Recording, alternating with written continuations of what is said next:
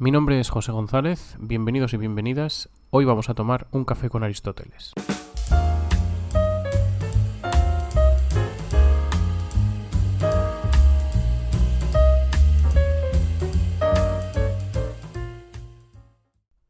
Algo que nos es tan familiar y tan cotidiano como la amistad es y ha sido durante toda nuestra historia un concepto sometido a una profunda y larga investigación filosófica.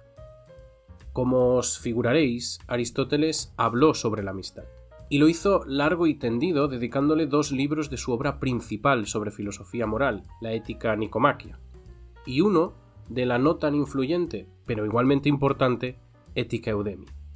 En esos libros, Aristóteles no solo nos dio su visión acerca de lo que es la amistad, sino que además la definió, la exploró y la sistematizó, procurándonos lo que podríamos llamar, sin temor a exagerar, un tratado sobre la amistad.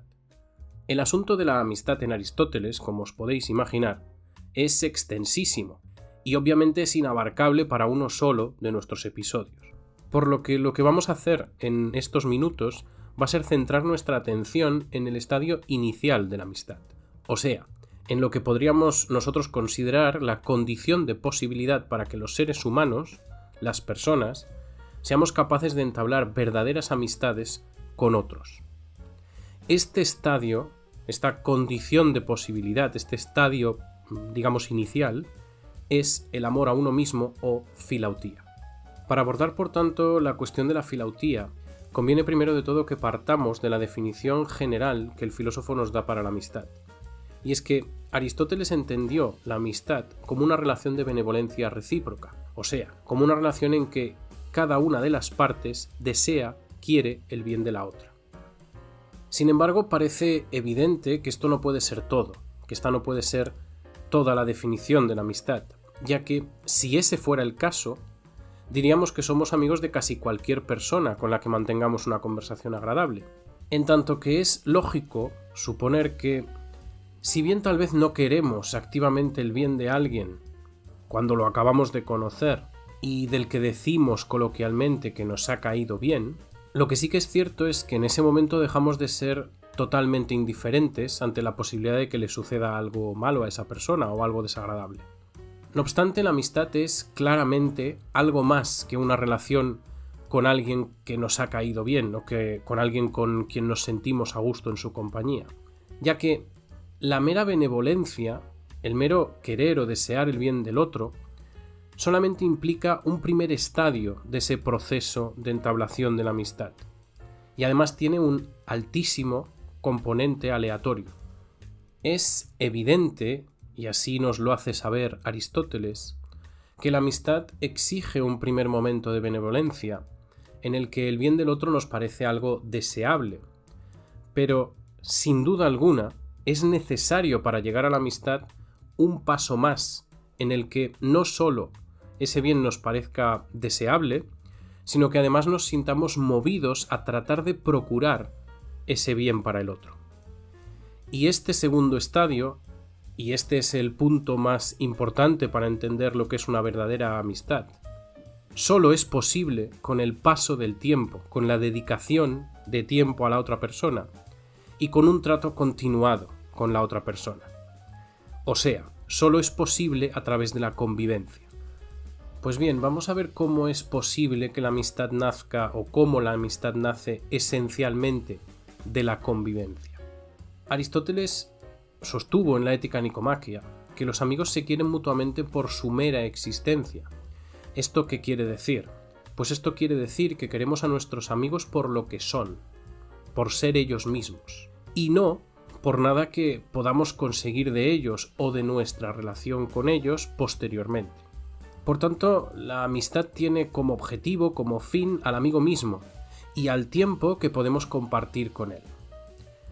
Si valoráramos nuestras amistades por lo que obtenemos de ellas, es decir, porque nos aporten dinero, placer, utilidad o cualquier cosa de este tipo,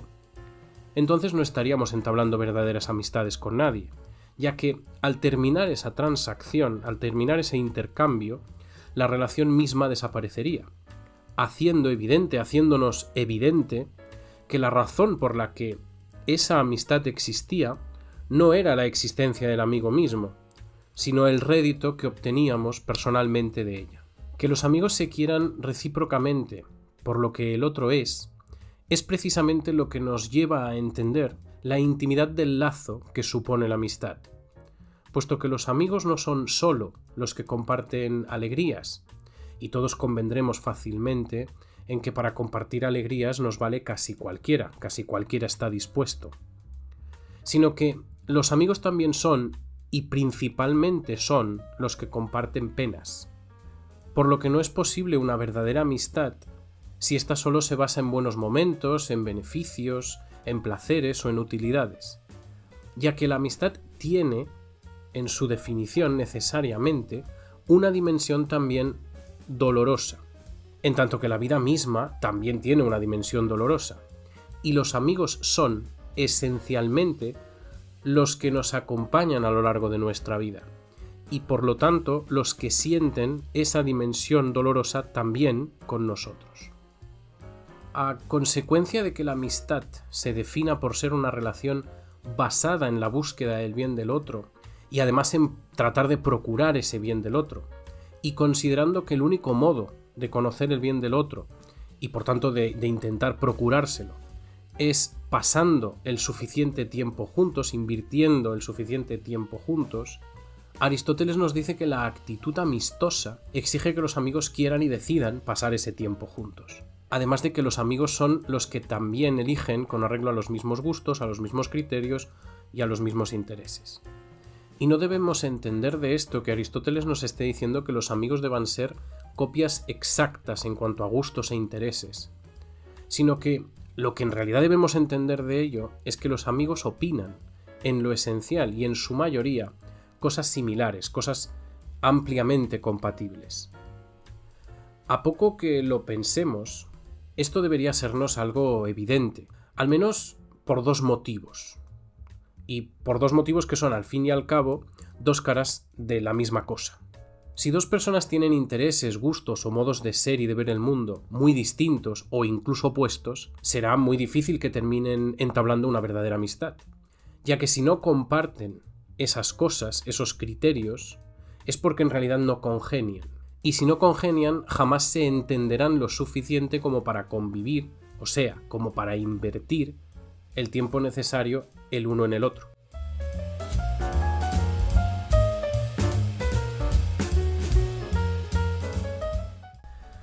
En el rincón etimológico de hoy tenemos la palabra filautía o filautos. Estos dos términos están formados por dos palabras griegas que fácilmente podemos identificar en nuestro lenguaje cotidiano, en nuestro lenguaje diario. Por un lado tenemos la palabra filía, representada al principio con esa partícula fil, y por otro lado, en la parte final de la palabra, la partícula autos. La palabra filía proviene del verbo griego phileo, que significa querer, un querer en un sentido amical, entre amigos, y que encontramos en multitud de palabras que usamos actualmente, como en filósofo o en filólogo o en cinéfilo, entre muchísimas otras. Por tanto, cuando una palabra está acompañada por esta partícula, este prefijo o este sufijo derivado del verbo fileo, lo que nos está indicando es que se está haciendo referencia a querer lo que sea que la acompaña. Por ejemplo, en filósofo, el que quiere saber o a la sabiduría, y en cinéfilo, el que quiere o al que le gusta el cine. Por otro lado, la partícula autos la traducimos como sí mismo, para sí mismo o de sí mismo, y suele hacer referencia a algo que se dirige hacia el propio sujeto, es decir, como una acción que el propio sujeto realiza sobre sí o hacia sí mismo. Esto lo vemos, por ejemplo, en automóvil, que significa lo que se mueve a sí mismo, o autocontrol, que quiere decir que se controla a sí mismo, o en autorretrato, que es aquel que se hace un retrato a sí mismo o de sí mismo. Pues bien, siguiendo esta misma lógica, el filautos es aquella persona que se quiere a sí misma, y que se quiere a sí misma quiere decir que realiza un acto de querer en ese sentido amical, fileo, dirigida hacia su propia persona, autos.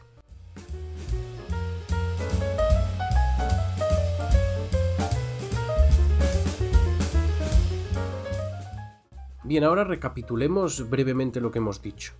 Hemos dicho que la amistad es una relación de benevolencia recíproca, es decir, una relación en la que deseamos y buscamos el bien de nuestro amigo, al mismo tiempo que nuestro amigo hace lo propio con el nuestro, lo que implica una necesidad de pasar tiempo juntos y de tratarnos, con el objetivo de conocer y de procurar la felicidad de nuestro amigo. Pues bien, con esto ahora ya podemos plantear una respuesta a la cuestión que da título a este episodio. En el libro 9 de la Ética Nicomaquia, Aristóteles se pregunta lo siguiente: ¿debe uno amarse a sí mismo, quererse a sí mismo más que a los otros?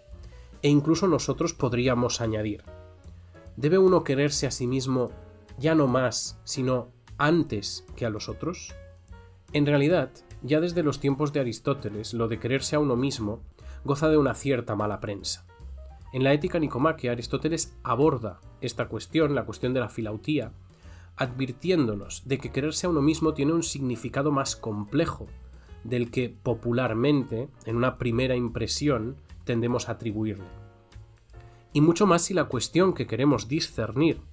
es la de si debemos querernos más o antes a nosotros mismos que a los demás, y en qué términos hacemos esto. Sobre esto el filósofo escribe que la opinión popular, la opinión general de la sociedad, sobre los que se quieren a sí mismos, es la de entenderlos como personas egoístas, o sea, como personas que actúan buscando un provecho o una satisfacción propia, sin considerar a los demás, y que además lo hacen por motivos que el filósofo califica de baja condición, mundanos, vulgares. En efecto, cuando nos referimos a personas que se quieren a sí mismas, normalmente lo hacemos condicionados por una determinada conducta de esas personas. Por ejemplo, porque tal persona actúe siempre o la mayoría de las veces buscando un beneficio personal por encima y a pesar de los demás, y normalmente por motivos que agravan todavía más ese reproche moral que creemos que merecen, como por ejemplo, que la motivación sea obtener dinero, obtener un placer o cualquier otra cosa de esta índole. Por el contrario, Aristóteles nos dice que también hay un conjunto de personas a las que se premia moralmente. Y esas personas a las que moralmente se les premia son aquellas que actúan principalmente por los demás, aunque eso implique dejar de lado los propios intereses y los propios bienes. Es decir, Aristóteles nos dice que la opinión popular premia a aquellos que a primera vista diríamos que no se quieren a sí mismos o no se quieren en este sentido que la opinión popular está, digamos, rechazando. No obstante, en cualquiera de los dos casos, lo que afirma Aristóteles es que la gente, esa opinión popular, es una opinión esencialmente equivocada. Y que es esencialmente equivocada porque parte de un significado erróneo de la expresión quererse a uno mismo, o sea, del concepto de la filautía. Veamos entonces cómo argumenta Aristóteles este error, la existencia de este error, o mejor, cómo argumenta que este error es un error. En términos de amistad, es fácil compartir la premisa de la que parte Aristóteles, esa premisa según la que queremos más a los amigos que a quienes no lo son, y, por consiguiente, que queremos más al mejor de nuestros amigos que a ningún otro. En este punto Aristóteles nos dice que debemos preguntarnos con base en qué criterio establecemos quiénes son nuestros amigos y quiénes no. Y más aún, quién es nuestro mejor amigo. Como dijimos antes, con los amigos compartimos intereses, gustos y modos de ser, además de que nos gusta invertir tiempo y trato en ellos, por lo que podríamos afirmar que el origen de nuestra amistad con alguien depende de que ese alguien sea similar a nosotros. Y que esa es la razón por la que congeniamos. ¿Pero en virtud de qué congeniamos? Pues Aristóteles parece tenerlo bastante claro. Congeniamos con nuestros amigos porque la amistad implica que proyectamos en el otro la relación que hemos establecido con el tiempo con nosotros mismos. Esta dinámica es en el fondo consecuencia de un principio fundamental de nuestro aprendizaje, de nuestro modo de aprender. Y es que aprendemos por imitación. Y si las relaciones que establecemos con los demás son un reflejo de la que tenemos con nosotros mismos, es porque el primer amigo que tenemos somos nosotros mismos. Y por tanto, tratamos de trasladar lo que hemos aprendido en la convivencia con nosotros mismos a la convivencia con las demás personas. Probablemente por eso la amistad verdadera, el amigo realmente, esa amistad es tan selectiva y tan infrecuente. A lo largo de nuestra vida contamos con un pequeño puñado de personas que podemos considerar amigos en este sentido estricto, ya que encontrar a alguien con quien compartir todo lo que implica la amistad es tanto como decir que encontramos a una persona profundamente similar a nosotros, lo que exige una inmensa inversión de tiempo no solo en la búsqueda de esta persona, sino también en el trato, y fundamentalmente en el trato con esta persona. Con base en esto, parece que Aristóteles nos esté diciendo claramente que la filautía es algo principal y anterior a las amistades con otras personas, ya que si aprendemos a querer a nuestros amigos tomando como referencia la relación que tenemos con nosotros mismos, esta debe ser lógicamente anterior y además más sólida que nuestras relaciones o el inicio de nuestras relaciones con los demás. Sin embargo, esto tampoco es, a mi juicio, lo más filosóficamente relevante. Es evidente que el amor hacia uno mismo tiene un componente educador acerca de cómo construir las verdaderas amistades, pero además, el modo como nos queremos a nosotros mismos define también la bondad o la maldad de nuestro carácter.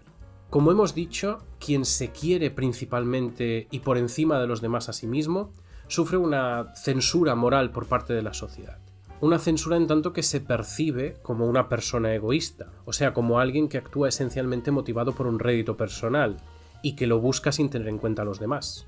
Este individuo, este tipo de personas, es al que calificaremos moralmente como malo, y todavía más si esta conducta es dirigida hacia los que se supone que son sus amigos, ya que aprovecharse de los amigos es moralmente censurable, y en la opinión general reviste además la censura típicamente atribuible a aquellos a quienes llamamos egoístas o exageradamente amantes de sí mismos. Pero hay otro sentido en el que puede decirse, según Aristóteles, que las personas se quieren a sí mismas, y que define al ser humano como bueno, o sea, un sentido en el que nos hacemos mejores moralmente hablando.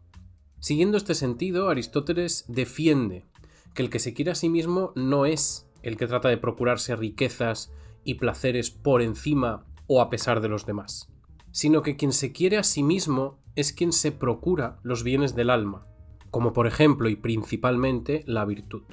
Por tanto, el ser humano que se quiere a sí mismo no es el que busca las riquezas y el beneficio personal, sino que es el que actúa siguiendo lo noble, por ejemplo, lo que es justo, lo que es moderado, lo que es prudente.